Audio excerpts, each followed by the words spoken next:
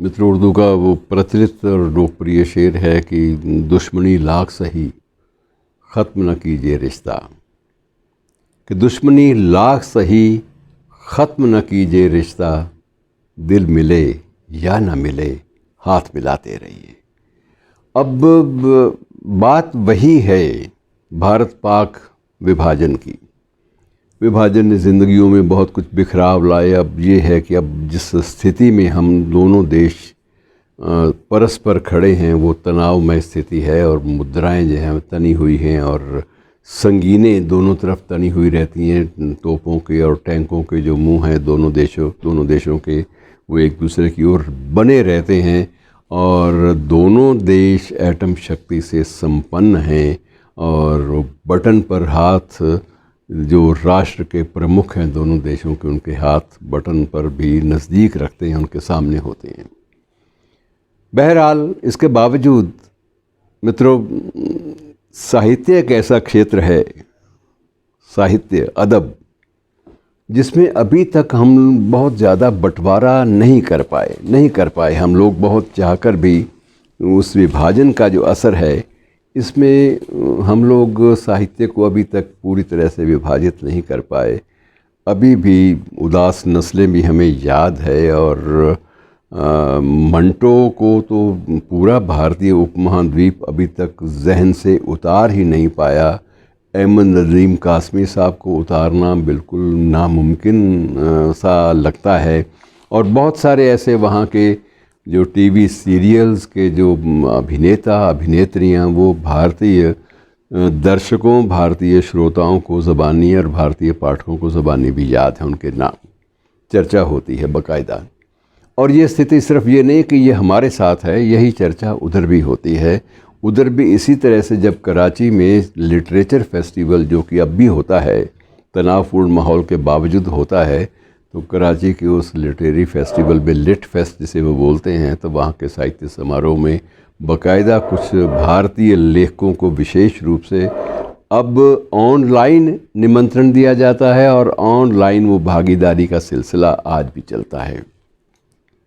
जिनको अनुमति मिलती रही पहले, कुछ वर्ष पहले तक, वो लोग बिल्कुल निजी रूप में सशरीर वहाँ पर मौजूद होकर शिरकत करते रहे हैं, और ये दोनों तरफ सिलसिला चला है। हमारे यहाँ भी जब भी जयपुर लिटरेचर फेस्टिवल जब भी हुआ है, जयपुर का लिट फेस्ट, या कलकत्ता में जब ऐसे समारोह आयोजित हुए हैं, या दिल्ली में कोई लिट फेस्ट हुआ है, तो उसमें इतने तनाव के माहौल से कुछ वर्ष पहले तक निरंतर वहाँ के लेखकों का, वहाँ के शायरों का, अदीबों का आना जाना बाकायदा लगा रहा है। अब जो चर्चा है, विशेष रूप से जो नई चर्चा जो इस प्रसंग में उठी है कि पाकिस्तान में इन दिनों 2 पुस्तकें छपी हैं जिनको लेकर काफ़ी चर्चा है, और ये दोनों पुस्तकें मुंशी प्रेमचंद के बारे में हैं। मुंशी प्रेमचंद का एक चर्चित उपन्यास जिसके बारे में हमने यहाँ चर्चा कम की है, लेकिन वहाँ उर्दू में छपा है, अभी हाल ही में छपा है, और उसका बाकायदा लोकार्पण हुआ, और उसकी बिक्री भी वो कहते हैं कि पिछले रिकॉर्ड सारे के सारे तोड़ रही है। वो उपन्यास है गोदान नहीं, वो उपन्यास है मंगलसूत्र, जिसके बारे में हमने चर्चा कम की है, और वहाँ पर विशेष रूप से इसका अनुवाद हुआ है, और अनुवाद करके उर्दू में मंगलसूत्र को लोकार्पित भी किया गया है। और दूसरी पुस्तक जो है वो अधिक दिलचस्प है, जिसकी चर्चा पर हमें गर्व भी होना चाहिए, और वह पुस्तक है प्रेमचंद की पत्नी शिवरानी की। पुस्तक का नाम है प्रेमचंद घर में। अब ये बड़ी अजीब बात लगती है कि शिवरानी की पुस्तक जो है वो प्रेमचंद पर, उसको अधिक प्रासंगिक रेलेवेंट माना गया, और उसका प्रकाशन वहाँ हुआ, और वो खूब बिक रही है। और वहाँ के समीक्षकों का एक ही कहना है कि अगर प्रेमचंद को समझना है, प्रेमचंद की कहानी कला के मर्म को समझना है, प्रेमचंद की सृजनशीलता के पीछे जो पृष्ठभूमि, जो वैचारिक पृष्ठभूमि काम करती थी, उसको समझना है, किस माहौल में उन्होंने रचनाएं रची, उस माहौल को समझना है, तो इन सब के लिए एकमात्र जो सहारा या प्रामाणिक दस्तावेज़ है वो शिवरानी की पुस्तक प्रेमचंद घर में है।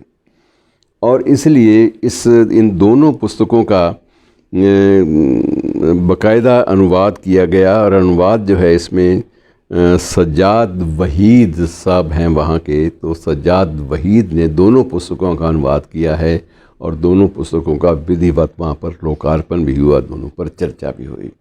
अब सवाल यह है कि हम इन चीज़ों से कट कैसे सकते हैं।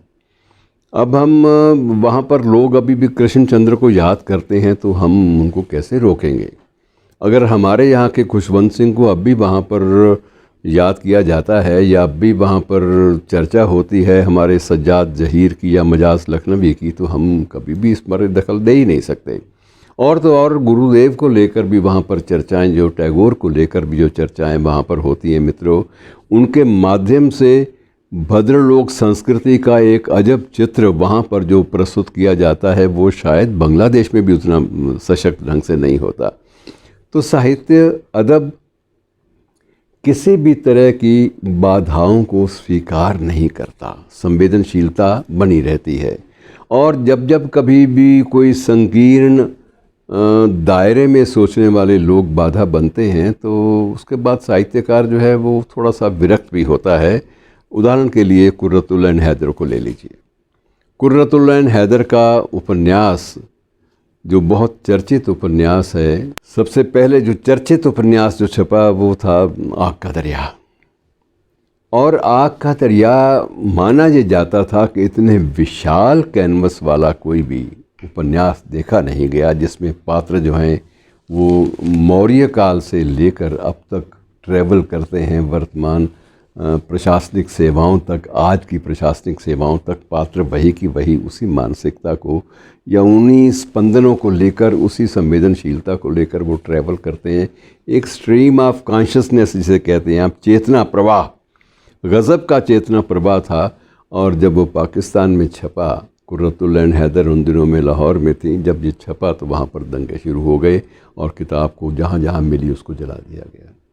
और कुर्रतुल ऐन हैदर ने जब ये देखा कि ये लोग आग का दरिया को भी बर्दाश्त नहीं करते, कुछ लोग ऐसे हैं, सभी लोग तो वहाँ नहीं हैं, सभी लोग अगर होते तो आज मंगलसूत्र वहाँ नहीं छपता, सभी लोग अगर वहाँ होते तो वहाँ शिवरानी की प्रेमचंद घर में प्रकाशित होकर उसका लोकार्पण सार्वजनिक रूप से नहीं होता। लेकिन जब कुर्रतुल ऐन हैदर ने देखा कि मेरे एक व्यापक कैनवस वाले उपन्यास का मर्म भी कुछ लोग वहाँ पर विरोध उसका कर रहे हैं, उसको समझ नहीं पा रहे, तो उसने बेहतरी इस बात में समझी कि वो ये देश छोड़ दे और बम्बई चली जाए। और यहाँ पर उसने जो सम्मानजनक ज़िंदगी बसर की वो आपके सामने है। सबसे पहले उसने इलस्ट्रेटेड वीकली ऑफ इंडिया में संपादन विभाग में खुशवंत सिंह के साथ काम किया। फिर इम्प्रिंट नामक एक साहित्यिक मैगज़ीन थी, उसका संपादन किया और बहुत सारे काम यहाँ किए और खूब लिखा।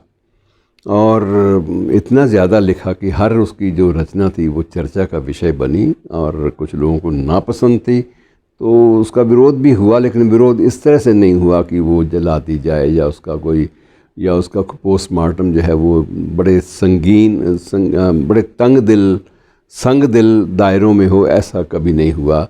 और मित्रों, इस बारे में हमें गर्व होना चाहिए कि हम ज़रा, हमारा समाज थोड़ा सा अपेक्षाकृत ज़्यादा खुलापन अफोर्ड करता है। हम खुलेपन में जी सकते हैं, सांस ले सकते हैं। हमारे यहाँ का कलमकार सांस लेने में समर्थ है और वहाँ कलमकार तो समर्थ है, लेकिन बहुत सारे तत्व ऐसे हैं जो इन चीज़ों को बर्दाश्त नहीं करते।